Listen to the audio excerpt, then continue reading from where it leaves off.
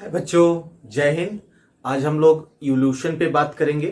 तो आज नया टॉपिक शुरू करते हैं, इवोल्यूशन। तो हम लोग पहले समझेंगे इवोल्यूशन है क्या, या जिसको हिंदी में विकास कहते हैं। तो इवोल्यूशन का मतलब, इवोल्यूशन का हिंदी होता है विकास, मतलब विकसित होना, विकास। तो सिंपल सी बात है, हम कह सकते हैं विकास क्या है या इवोल्यूशन क्या है। जो है आप इसको इस तरह से समझ सकते हैं, जैसे कोई भी ऑर्गेनिज्म है।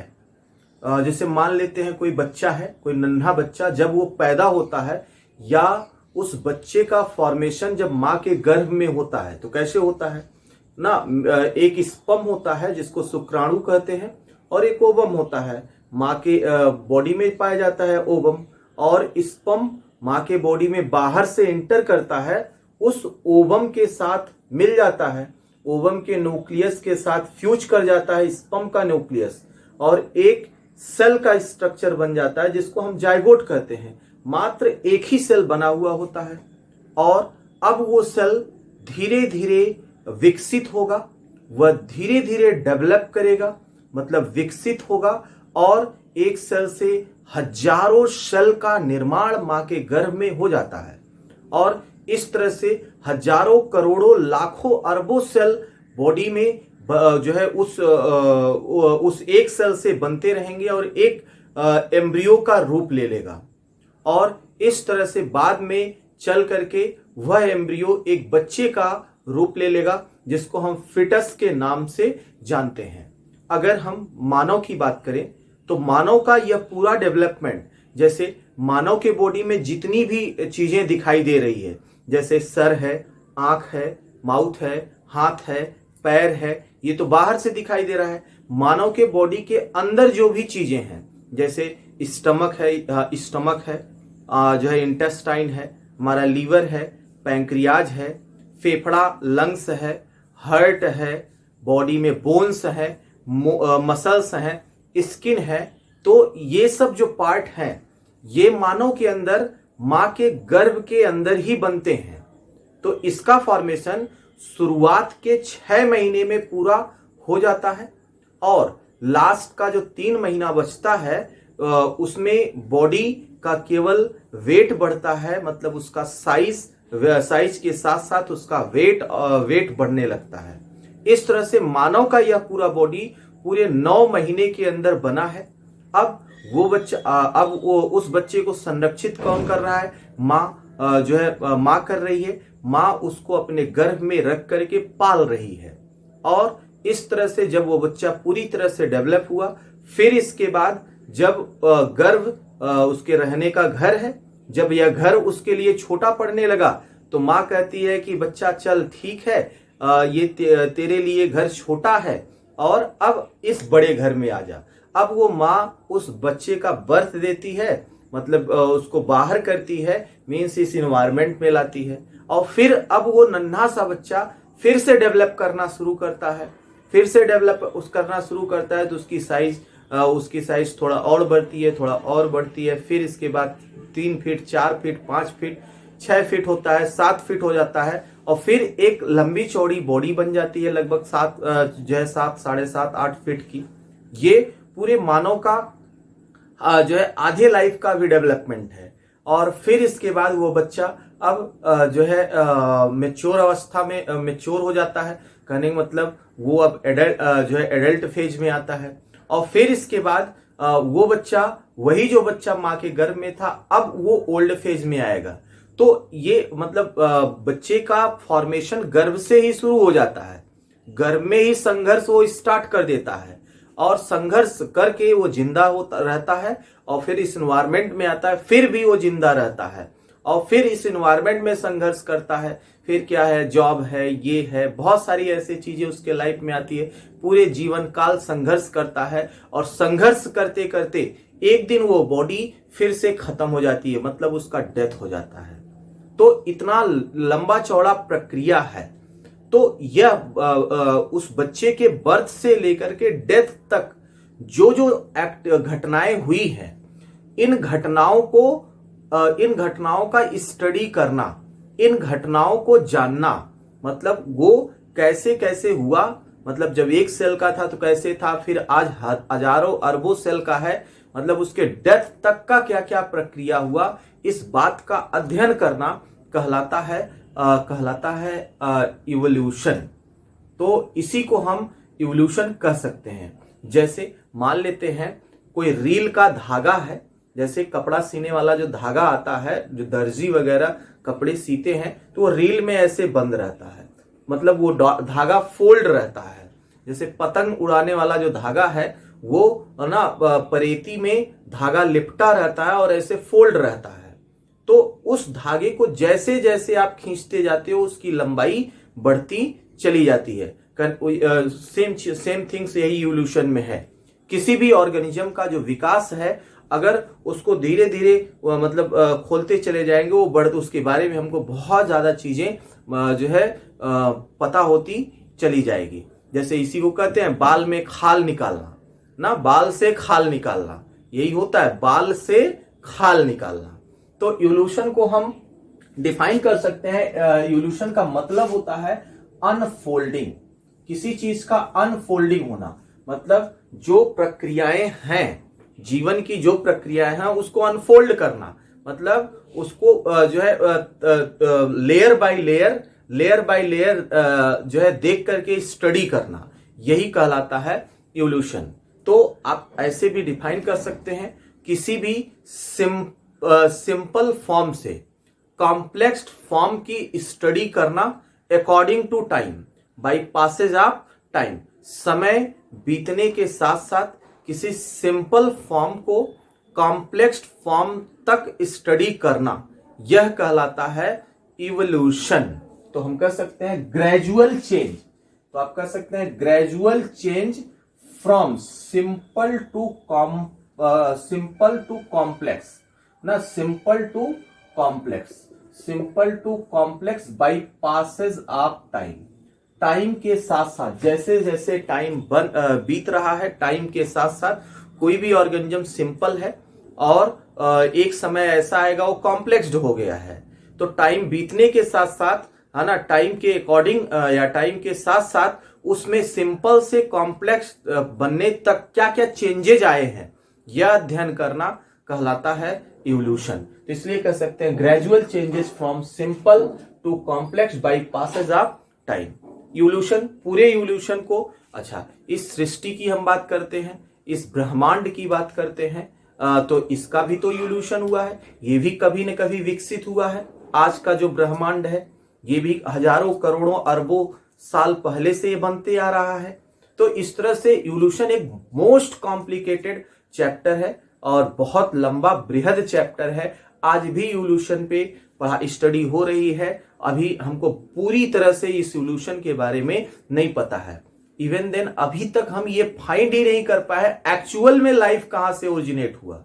हम इतना तो जानते हैं जो है जीवन जल से आया है, कहने का मतलब लाइफ की ओरिजिन वाटर से हुई है, तो हम कहते हैं जल ही जीवन है, तो कहने का मतलब जीवन जल से आया है, ये तो हम जानते हैं। लेकिन ये कितना परसेंट सही है, कितना गलत है, ये काल के गर्भ में छिपा है ना, ये काल के गर्भ में छिपा है कि ये कितना सही है। हो सकता है कुछ और स्टडी हो, ये स्टेटमेंट चेंज हो जाए। तो इस तरह से अभी हम खुद भी बहुत कुछ इसके बारे में नहीं जानते हैं, लेकिन काफी हद तक थोड़ा बहुत हम लोग जान चुके हैं। तो इस तरह से हमको ये भी नहीं पता एक्चुअल में लाइफ ओरिजिनेट कहां से हुआ है। एक्चुअली अगर जिस दिन ये बात हमको पता चल गया कि यह जीवन कैसे आया, उस दिन हम स्वयं एक जीवन का निर्माण करेंगे, स्वयं एक दिन उस जीवन को बनाएंगे और जब चाहेंगे कोई पर्सन डेथ करेगा उसको तुरंत जिंदा कर देंगे। आज का साइंस सब कुछ कर लिया, लेकिन यही तो नहीं किया, है ना। बॉडी तो बना लिया, लेकिन एक नेचुरल बॉडी जैसे उसमें जान को नहीं फूंक सकता है आज का साइंस। तो यह सब कुछ काल के गर्भ में छिपा है। तो इवोल्यूशन एक बहुत बड़ा रहस्य है, बहुत बड़ा मिस्ट्री है, जिसको सुलझाना बहुत ही कठिन है। अभी ना लाखों हजारों साल लग सकता है इस कड़ी को सुलझाने में। कौन जो है आगे हम बात करते हैं। तो इस पूरे इवोल्यूशन को हम दो भाग में बांट के पढ़ेंगे। तो सबसे पहला पढ़ेंगे इनऑर्गेनिक इवोल्यूशन। इनऑर्गेनिक इवोल्यूशन पढ़ेंगे। तो इनऑर्गेनिक इवोल्यूशन क्या है, इसके बारे में मतलब जो जितने भी नॉन लिविंग थिंग्स इस धरती पर या इस ब्रह्मांड में पाए जा रहे हैं जिसमें जीवन नहीं है, जैसे जैसे हवा, पानी ना, हवा, पानी, सूरज, चांद, सितारे, इस ब्रह्मांड का कैसे फॉर्मेशन हुआ है, इन सब बातों को हम इनऑर्गेनिक इवोल्यूशन में पढ़ेंगे। तो आप इसको सीधा सीधा कर सकते हैं, ओरिजिन ऑफ नॉन लिविंग, जो नॉन लिविंग थिंग्स हैं उनके ओरिजिन का अध्ययन करना, मतलब वो कहां से आए, तो यह कहलाता है इनऑर्गेनिक इवोल्यूशन। जैसे यह ब्रह्मांड कैसे बना, यह इस सृष्टि की रचना कैसे हुई, सृष्टि कैसे बना, और उसके अंदर ये सारे गैलेक्सीज बने, गैलेक्सीज जो मिल्की वे है आगे चल के पढ़ेंगे ये कैसे बना, उसके अंदर जो सोलर सिस्टम है ये कैसे बना, उस सोलर सिस्टम में जो ग्रह हैं, प्लैनेट्स हैं, वो कैसे बने, उस प्लैनेट्स में हमारा जो धरती है वो कैसे बना, उस धरती पर जीवन कैसे आया। तो ये सब हम लोग पढ़ेंगे इनऑर्गेनिक इवोल्यूशन में। दूसरा है ऑर्गेनिक इवोल्यूशन। ऑर्गेनिक इवोल्यूशन में हम क्या पढ़ेंगे, origin of living things, livings. तो लिविंग्स की ओरिजिन मतलब जिसमें जीवन है, तो जीवन कैसे इस धरती पर विकसित हुआ, इन सब बातों को हम ऑर्गेनिक इवोल्यूशन में पढ़ेंगे। तो इवोल्यूशन में अगर हम ऑर्गेनिक इवोल्यूशन की बात करें तो ऑर्गेनिक इवोल्यूशन टर्म एक साइंटिस्ट ने दिया था जिनका नाम था हर्बर्ट स्पेंसर। तो हर्बर्ट स्पेंसर एक साइंटिस्ट है जिन्होंने ऑर्गेनिक इवोल्यूशन टर्म दिया और define as adaptation through the generation, adaptation through generation मतलब पीढ़ी होता है, पीढ़ी दर पीढ़ी चीजों को अडॉप्ट करते गए, है ना, पीढ़ी दर पीढ़ी कैसे चीजों को हम अडॉप्ट करते हैं। जैसे आज जब मानव इस धरती पे आया था तो उस समय कुछ इन्वायरमेंट और था, उस इन्वायरमेंट को अडॉप्ट कर लिया और धीरे धीरे अडॉप्ट करते करते हम डेवलप करते चले गए। जैसे आज एक उदाहरण हम बात कर ले, जैसे कोरोना काल के पहले लोगों का लाइफ कुछ और ढंग से था, एकदम बिल्कुल स्वतंत्रता कहीं आ जा रहे थे, लेकिन कोरोना आया, इन्वायरमेंट चेंज हुआ, मतलब कोरोना आया और कोरोना के बाद का लाइफ काफी कुछ चेंज हो गया। तो यही अब क्या अब कोरोना के बाद आप जिंदा नहीं है, बिल्कुल जिंदा है, लेकिन कोरोना के साथ जो चीजें आई उसको आपने अडॉप्ट किया, आपकी बॉडी अडॉप्ट की, तो इसको हम कहते हैं अडेप्टेशन थ्रू द जनरेशन। आगे हम बात करते हैं first step of organic evolution. तो ऑर्गेनिक इवोल्यूशन का पहला स्टेप क्या है, सबसे पहले ऑर्गेनिक इवोल्यूशन में हुआ क्या, तो आप कह सकते हैं first step of organic evolution is the speciation. तो speciation is the first step of organic evolution. अब यहां बात आती है स्पेसिएशन क्या है। स्पेसिएशन नाम से क्लियर है, स्पेसिएशन का मतलब होता है फॉर्मेशन ऑफ न्यू स्पीसीज, किसी नए स्पीसीज का बनना, यह कहलाता है स्पेसिएशन। और जिस ऑर्गेनिज्म में सेक्सुअल रिप्रोडक्शन होता है उसी ऑर्गेनिज्म में स्पेसिएशन हो सकता है। जैसे मान लेते हैं एक उदाहरण, जैसे टमाटर और आलू दोनों अलग अलग स्पीसीज है, लेकिन दोनों को मिला करके एक तीसरा फ्रूट हमने बना दिया पोमैटो। तो पोमैटो एक अलग स्पीसीज है, तो एक नया स्पीसीज है, तो यही कहलाया स्पेसिएशन। तो मतलब formation of new species is called as speciation. तो इवोल्यूशन में क्या हो रहा है, बाय द टाइम, जैसे जैसे टाइम बीतते जा रहा है वैसे वैसे चीजें चेंज होती चली जा रही है, एक नया स्पीसीज बनते चला जा रहा है। जैसे इस मानव जब धरती पे आया था तो आज के मानव का जैसा नहीं था। तो पहला जो मानव था वो रामापिथेकस था, रामापिथेकस से पहले ड्रायोपिथेकस था, लेकिन आज का जो मानव है उसका स्पीसीज चेंज हो गया है। तो पहला जो है मानव था रामापिथेकस था, आज जो है होमोसेपियंस है। तो आज का मानव पहले मानव से भिन्न है।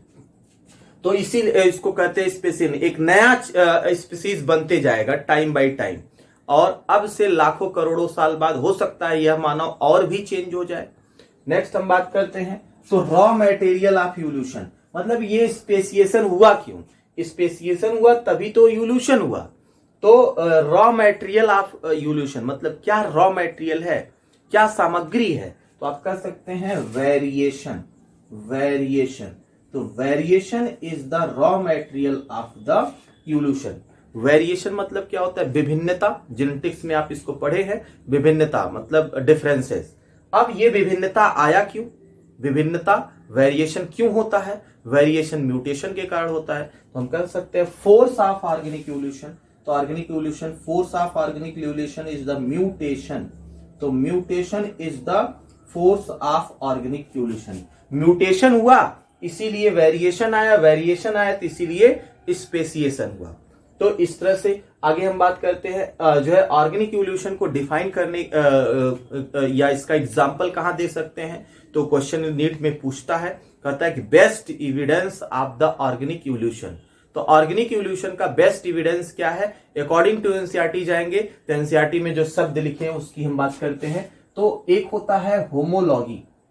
होमोलॉगी, होमोलॉगी, होमोलॉगी के बारे में आगे हम चल के पढ़ेंगे। तो होमोलॉगी ऑर्गन्स होते हैं, होमोलॉगी ऑर्गन्स होते हैं बॉडी के।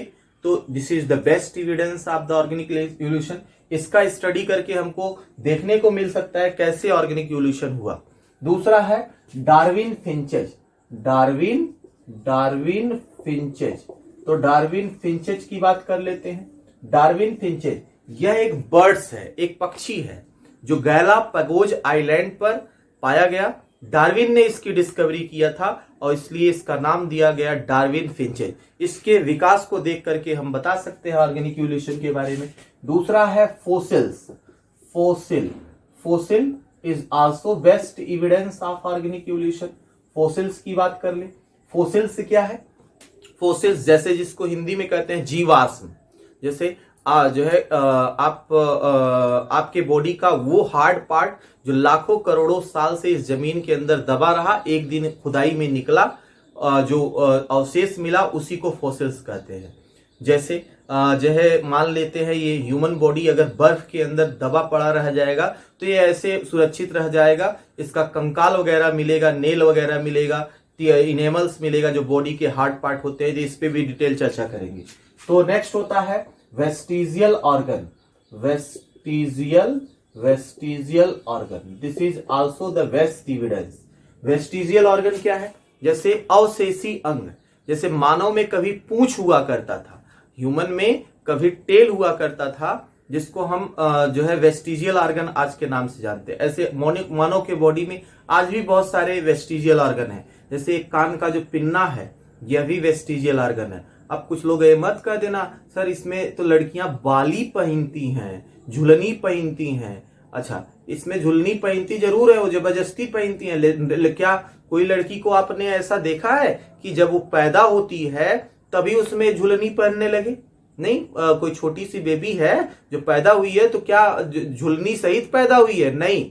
तो उसके घर वाले, उसके माँ बाप ना उसके कान में छेद कराते हैं और ताकि सुंदर दिखने के लिए उसमें ईयर रिंग्स वगैरह पहनती है ना। तो कोई बाई बर्थ वो जो है पहन के नहीं आई होती है। तो इसका हमारे बॉडी में कोई काम नहीं है। अभी प्रेजेंट टाइम में ऐसे बहुत सारे पार्ट हैं। तो जो है आप याद रखेंगे ईयर पिन्ना, ईयर का जो पिन्ना है मानव में इसका कोई काम नहीं है, लेकिन एनिमल जैसे हाथी में बात करें, हाथी में इसका काम होता है। लेकिन ह्यूमन में जो है इस ईयर पिन्ना का जो है कोई काम नहीं है, मतलब एक अवशेषी ऐसे बहुत सारे है ना हमारे बॉडी के पार्ट्स हैं। आगे हम बात करते हैं तो ये बेस्ट एविडेंस है ऑर्गेनिक इवोल्यूशन का। आप याद रखेंगे नीट के पॉइंट व्यू से ये बहुत ज्यादा इंपॉर्टेंट है। डायरेक्ट क्वेश्चन पूछता है, कहता है कि best evidence of the organic evolution. आगे हम बात करते हैं और ऐसे कौन कौन से फैक्टर हैं जो ऑर्गेनिक इवोल्यूशन को अफेक्ट करते हैं। तो ये भी इंपॉर्टेंट है नीट के पॉइंट व्यू से, ये भी इंपॉर्टेंट है ना। कौन कौन से फैक्टर है? जैसे रिप्रोडक्शन की बात करते हैं, reproduction, mutation, natural selection, genetic recombination, और क्रोमोसोमल एबरेशन। तो these are the factor which affect the organic evolution.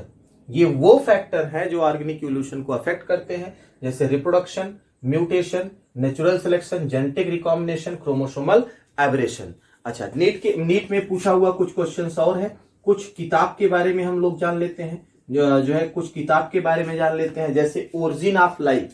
ये किताब, एक बुक का नाम है। इस किताब को ओपेरिन नाम के साइंटिस्ट ने लिखा। दूसरा, ओरिजिन ऑफ स्पीसीज, इस किताब को डार्विन नाम के साइंटिस्ट ने लिखा। और तीसरा है प्लैनेट, इस किताब को यूरे होलार्ड नाम के साइंटिस्ट ने लिखा। यही असल मिलर के गाइड थे, आगे चल के बताएंगे। फिर फिलॉसफिक जूलॉजी के बारे में ये भी एक किताब है, इसको लेमार्क नाम के साइंटिस्ट ने लिखा। तो आप इवोल्यूशन वाले चैप्टर में लेमार्क और डार्विन दो साइंटिस्ट का नाम सुनते हैं, आगे चल करके इन पे बात करेंगे। अच्छा, कुछ और हम जो है डेटा की बात कर ले। जैसा ऐसा माना जाता है, ये कोई बहुत प्रमाणित चीज नहीं है, ऐसा माना जाता है इस यूनिवर्स की ओरिजिन कब हुई, तो 20 बिलियन ईयर बैक, मतलब 20 बिलियन ईयर एगो, ऐसा माना जाता है। अब यूनिवर्स के अंदर अर्थ की ओरिजिन कब हुई, है ना, ऐसा माना जाता है 4.5 बिलियन ईयर एगो। फिर इस अर्थ पर लाइफ की ओरिजिन कब हुई, ऐसा माना जाता है 4 बिलियन ईयर एगो। लाइफ पहले नॉन सेल के फॉर्म में आया था, नॉन सेलुलर फॉर्म में आया था।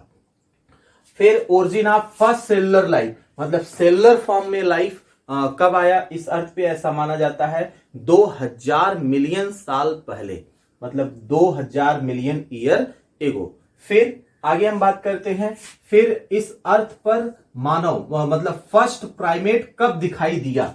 ये कोई बहुत जो है एक प्रमाणित चीज है। तो ओरिजिन ऑफ फर्स्ट प्राइमेट कब हुआ ना, 15 million year ago, 15 million year ago. फिर ओरिजिन ऑफ मॉडर्न मैन, इस अर्थ पर ऐसा माना जाता है मानव आज से 75 साल पहले आया था, 75 साल पहले मानव आया था। तो प्राइमेट्स में सबसे पहले हम ड्रायोपिथेकस की बात करेंगे। ड्रायोपिथेकस पहला प्राइमेट्स है जो अर्थ पे जो है मानव के कैटेगरी का हम बात करेंगे। वैसे प्राइमेट्स तो और हैं, आगे चल करके हम इस कैटेगरी को पढ़ेंगे। तो ओरिजिन ऑफ मॉडर्न मैन, मानव लगभग देखा गया 75,000 साल पहले। तो जो है फिर इस एग्रीकल्चर की बात करें तो एग्रीकल्चर मतलब खेती, जो है मानव जब जो है ग्रुप्ड हो गया तब खेती करना शुरू किया। तो ऐसा माना जाता है आज से 10,000 साल पहले इस जो है खेती या एग्रीकल्चर कल्चर इस धरती पर विकसित हुआ। तो इसके आगे का पूरा कहानी इनऑर्गेनिक इवोल्यूशन से शुरू करेंगे। अगले वीडियो में हम सीखेंगे। थैंक यू, टेक केयर, जय हिंद।